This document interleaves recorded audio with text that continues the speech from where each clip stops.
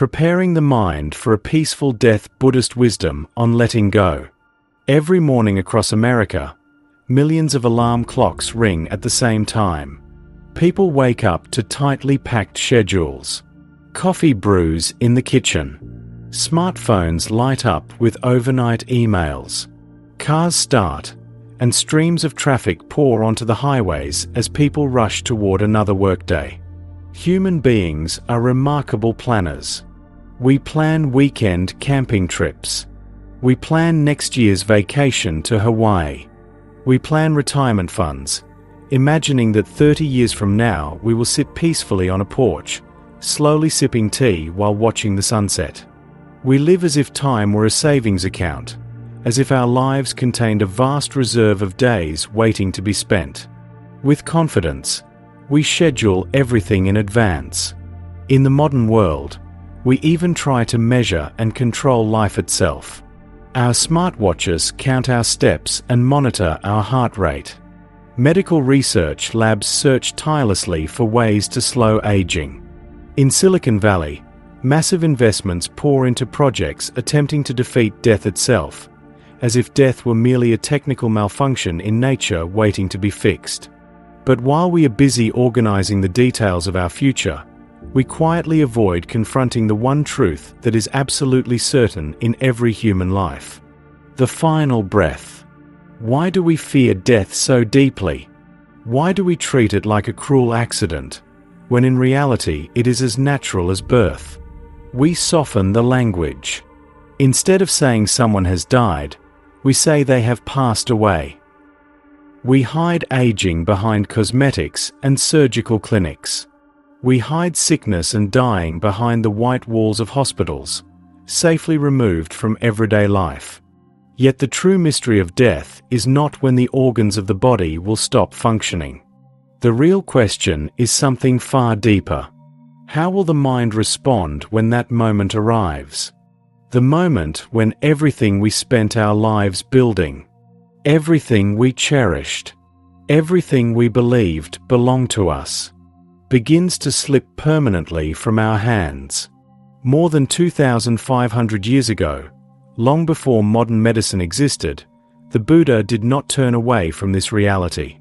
He looked directly at death, and what he discovered was profound. The true suffering surrounding death does not come from death itself. It comes from our refusal to accept it. The Buddha warned that the most dangerous form of carelessness in life is the illusion that we are still young, still strong, still healthy, and that we still have plenty of time. This illusion causes human beings to waste their lives. He once gave a simple but powerful comparison. Imagine a potter working in a small workshop. Some clay vessels are newly shaped and still wet. Some have already been fired in the kiln and hardened. Some are small bowls. Others are large, beautifully decorated vases. But no matter their shape or quality, every vessel shares the same destiny. One day, it will break, and eventually, it will turn to dust. Human life is no different. Whether someone is a vibrant teenager or a frail elderly person, whether they are a billionaire business leader or a homeless person sleeping on the sidewalk, whether they are brilliant, ordinary, every human body is moving toward the same end: disintegration. No amount of money can prevent it. No level of power can delay it. No technology can ultimately stop it. It is simply the law of nature. So if death is a universal truth that no one can escape, why do we fear it so much? If we pause and observe the mind carefully, we discover a powerful force within us: attachment. The Buddha explained that our fear of death arises mainly from 4 sources. The first is our attachment to sensory pleasures. We love the smell of freshly brewed coffee in the morning. We enjoy the softness of a comfortable bed. We delight in our favorite food. We relax while watching a beloved television series at night. These pleasures feel small, but the mind becomes deeply attached to them. When death approaches, we fear losing these experiences. We don't want the party to end. The second reason is attachment to the body. Throughout our lives, we care for the body constantly. We feed it, dress it, protect it. Gradually, we begin to believe something very deeply. This body is me. So when illness or old age begins to break the body down, panic arises. Because it feels as if our very self is about to disappear. The third reason is hidden guilt. Every person carries memories of things they regret. Words spoken in anger. Moments when we hurt someone. Times we lied or acted selfishly. As death approaches, these memories can rise up like heavy stones pressing down on the heart. The mind fears the consequences of its past actions. And the fourth reason is uncertainty. We simply do not know what comes after death. Is there anything beyond this life? Are spiritual teachings true, or merely comforting stories? When the mind is clouded by doubt and ignorance, death begins to look like a terrifying darkness, a great unknown waiting at the end of the road. To understand this more clearly, imagine a simple story. Imagine a woman named Emily. Emily is 45 years old. She is a successful real estate agent living in Austin, Texas. Her life appears perfectly organized. Every morning she prepares breakfast for her family. She drives her 15-year-old daughter to school. In the afternoon, she negotiates the sale of expensive homes worth millions of dollars. Emily represents the modern image of success. But one autumn afternoon, everything changes. During a routine medical checkup, her doctor delivers devastating news. Late-stage cancer. It has already spread. She has only a few months left to live. In that moment, Emily's world collapses. Her thoughts do not move toward peace or acceptance. Instead, they spiral into a storm of fear. She worries about her daughter Chloe, who is preparing for college exams. Who will guide her? Who will attend her graduation? She worries about her husband Mark, a kind man who constantly forgets small responsibilities like paying the electricity bill. How will he manage the household without her? Then another painful thought arises. Just 1 month ago, Emily purchased a beautiful lakeside house with all her savings. She had just finished renovating the kitchen. She barely had time to enjoy the home she dreamed about for years. Now she lies in a hospital bed. Her body suffers from disease. But her mind suffers even more, overwhelmed by fear, anger, and despair. If someone in Emily's situation encountered the Buddhist teachings, it would feel like removing a backpack filled with heavy stones from her shoulders. The Buddha understood the human mind deeply. He never demanded that people suddenly stop loving their families.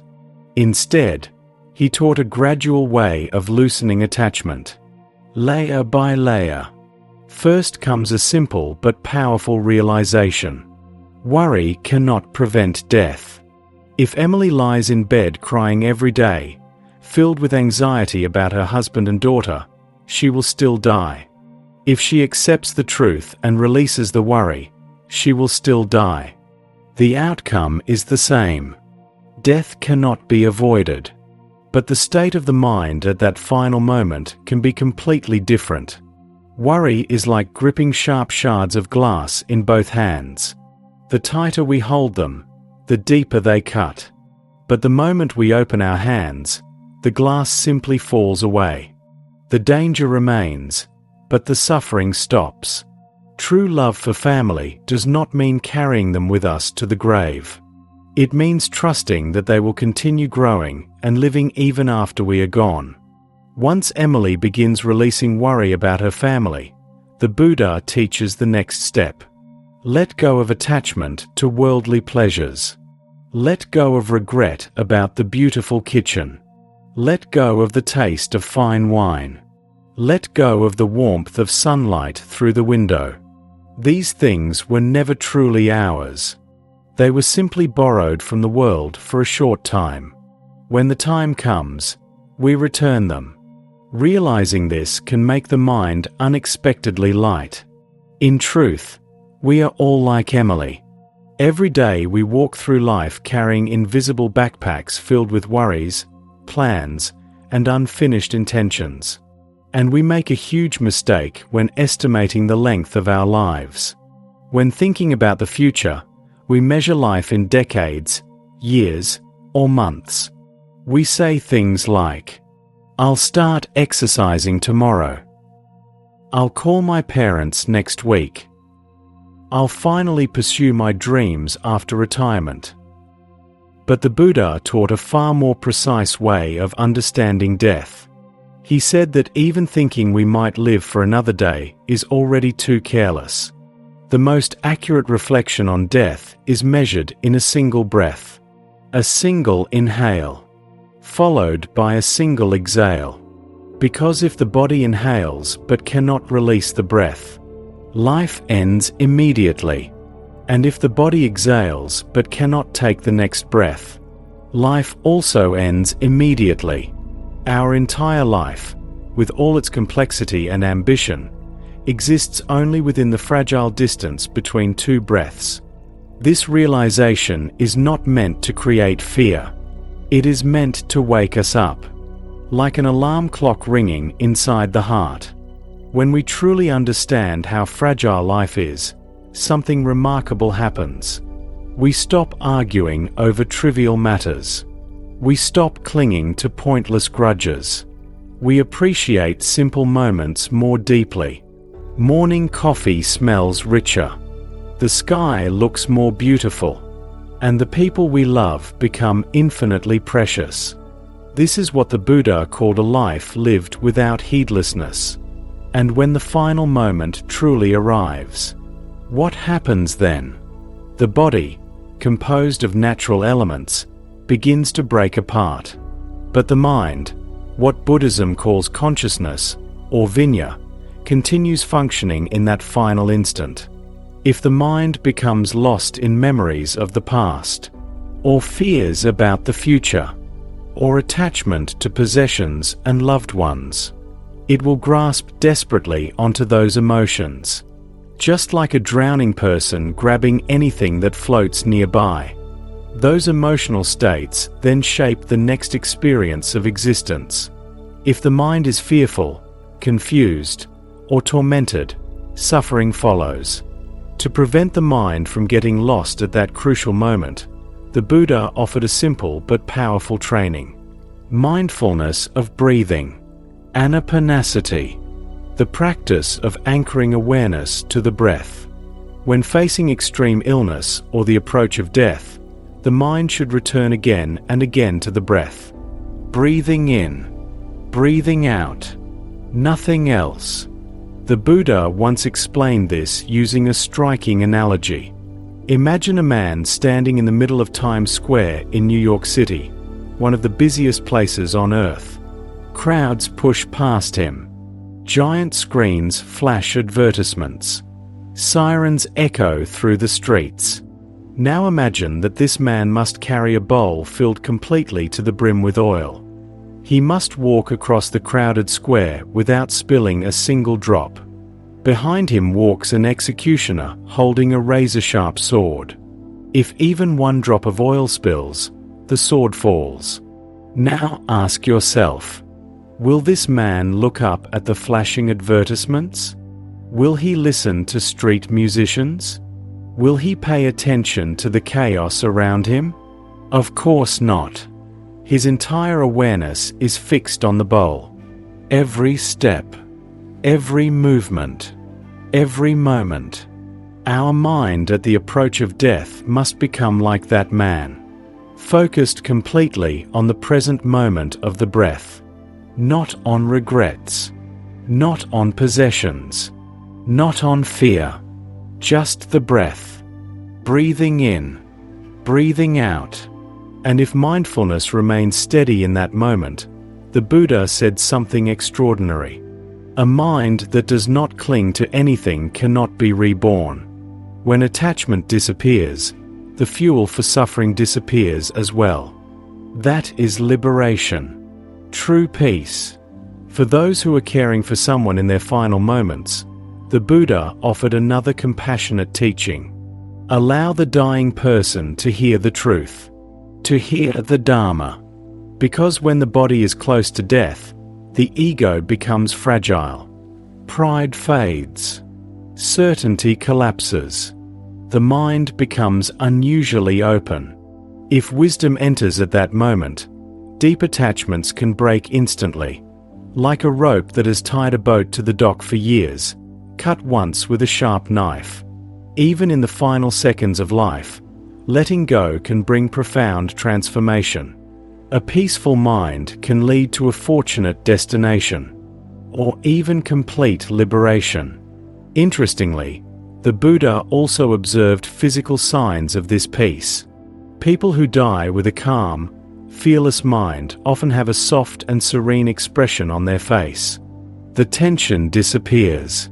The brow relaxes. Their face appears radiant, as if the mind has crossed from darkness into light. And now, as you listen to these words, pause for a moment. Gently close your eyes. Take a deep breath. Feel the air filling your lungs, and slowly breathe out. Now consider this possibility. This breath might be the last breath of your life. And surprisingly, that is not a frightening thought. It is the beauty of truth. Death is not a dark prison. It is simply the breaking of a clay vessel that has completed its purpose. The elements return to nature. Nothing was ever truly ours. When we understand this deeply, when we stop clinging, when we allow the mind to rest peacefully in each breath, a profound freedom appears. A freedom beyond fear. And that freedom can begin right now. With this breath. And the next.